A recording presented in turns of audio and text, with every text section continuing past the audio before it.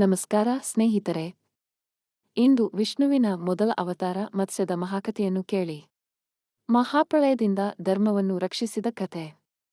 ಸತ್ಯವ್ರತ ರಾಜನು ನದಿ ತೀರದಲ್ಲಿ ತರ್ಪಣ ಮಾಡುತ್ತಿದ್ದಾಗ ಒಂದು ಸಣ್ಣ ಮೀನು ಅವನ ಕೈಗೆ ಬಂದು ಆಶ್ರಯ ಕೇಳಿತು. ದಯಾಳು ರಾಜ ಆ ಮೀನನ್ನು ಕಮಂಡಲದಲ್ಲಿ, ಪಾತ್ರೆಯಲ್ಲಿ, ಬಾವಿಯಲ್ಲಿ, ನದಿಯಲ್ಲಿ ಬಿಟ್ಟನು. ಆದರೆ ಅದು ದಿನದಿಂದ ದಿನಕ್ಕೆ ಬೆಳೆಯುತ್ತಾ ಸಮುದ್ರಕ್ಕೆ ತಲುಪಿತು.